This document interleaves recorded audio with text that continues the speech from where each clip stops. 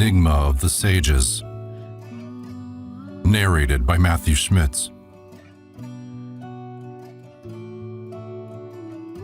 Once upon a time, when I had been for many years of my life sailing from the Arctic to the Antarctic Pole, I was cast ashore by the will of God on the coast of a certain great ocean. And though I was well acquainted with the properties of that sea, I did not know whether there was generated near those shores that little fish, Edenius, which is so anxiously sought, even unto this present, by men of high and low degree.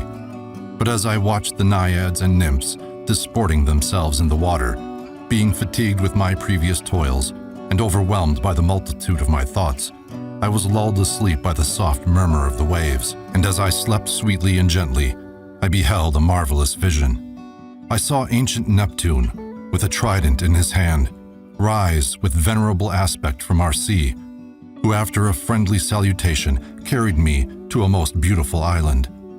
This island was situated in the southern hemisphere, and contained all that is required for man's use and delight. It appeared a more pleasant and delightful abode than Virgil's Elysian fields. The shores thereof were fringed with verdant myrtles and cypresses. The meadows were studded with a large variety of beautiful and fragrant flowers. The slopes of the hills were clad with vines, olives, and cedars. The roads were overhung by their intertwining branches of laurels and pomegranate trees, which afforded grateful shade to the wayfarer. The plains were covered with groves of orange and lemon trees. In short, the island was an epitome of earthly beauty. Concealed under a rock, Neptune showed me two minerals of that island, gold and steel. Then I was conducted to an orchard in the middle of a meadow, which was at no great distance, the same being planted with a great variety of beautiful trees. Among these he showed me 7 enriched by particular names, and 2 of them towered above the rest. One bore fruit which shone like the sun, and its leaves resembled gold.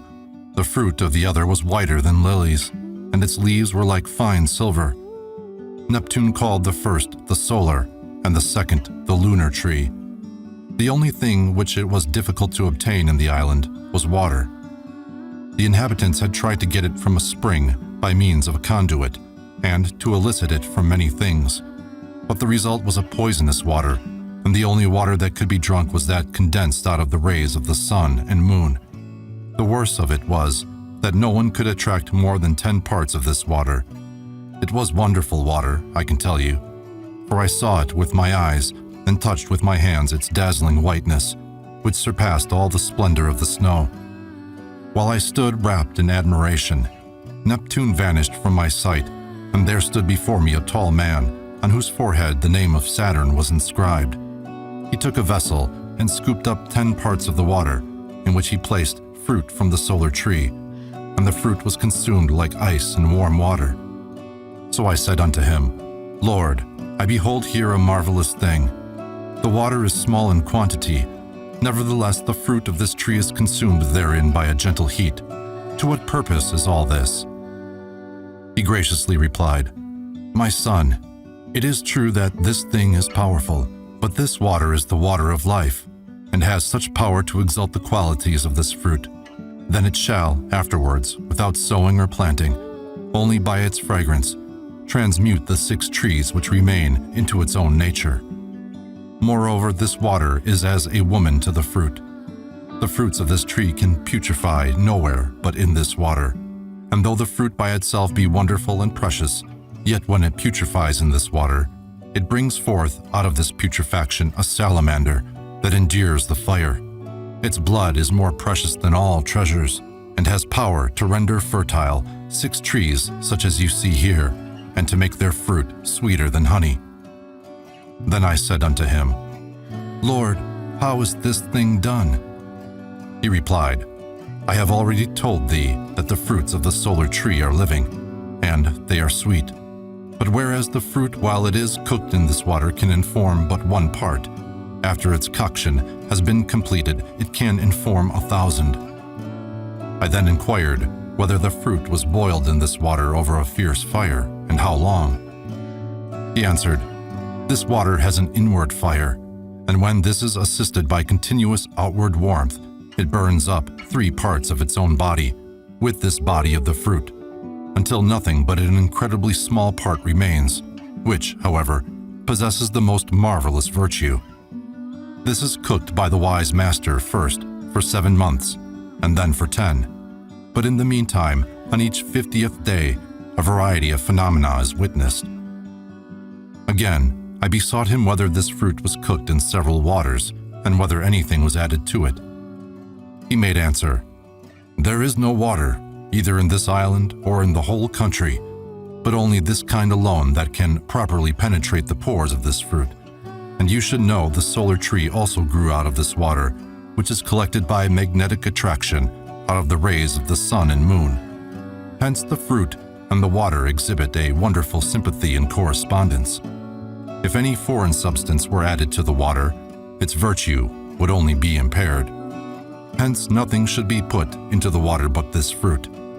After its decoction, the fruit has life and blood, and its blood causes all barren trees to bring forth the same precious fruit." I asked whether the water was obtained by any secret process, or whether it was to be obtained everywhere. He said, "It is found everywhere, and no one can live without it, but it is best when extracted by means of our steel, which is found in the belly of the ram.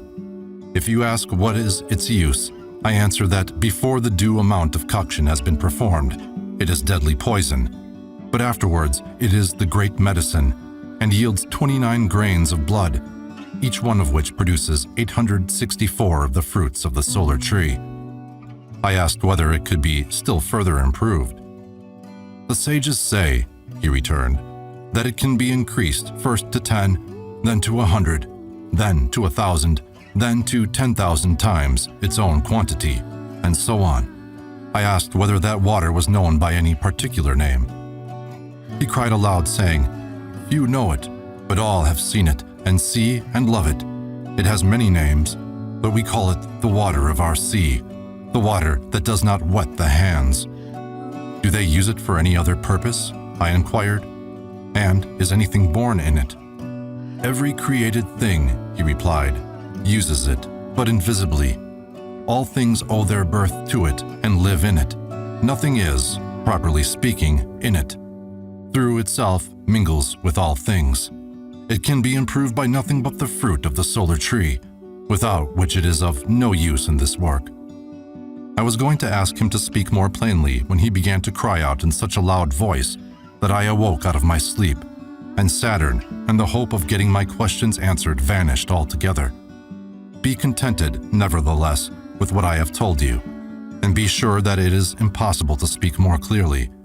If you do not understand what I have said, you will never grasp the writings of other philosophers. After a while, I fell into another deep sleep, in which I saw Neptune standing over me, congratulating me on our happy meeting in the garden of the Hesperides. He held up to me a mirror, in which I saw the whole of nature unveiled. After we had exchanged a few remarks, I thanked him for conducting me to this beautiful garden and introducing me to the company of Saturn, and I heartily besought him to resolve for me the difficulties and doubts which Saturn had left uncleared. "For instance," I said, "I have read and believe that for every act of generation, a male and a female are required, and yet Saturn spoke of generation by placing the solar fruit in the water, or mercury of the sages. What did he mean? As the Lord of the Sea, I know that you are acquainted with these things, and I entreat of you to answer me."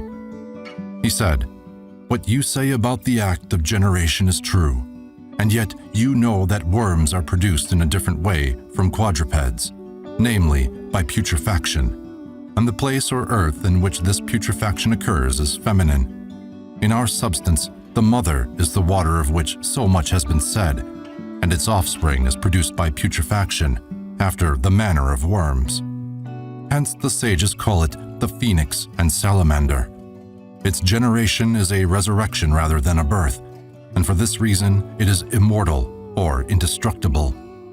Now, whatsoever is conceived of two bodies is subject to the law of death, but the life of this fruit is a separation from all that is corruptible about it. It is the same with the phoenix, which separates of itself from its corruptible body." I inquired whether the substance was compound in its nature.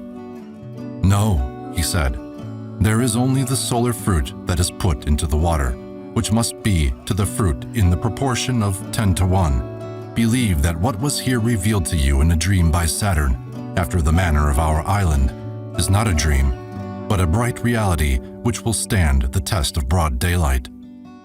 With these words, he abruptly left me, without listening to my further questions, and I awoke and found myself at home in Europe.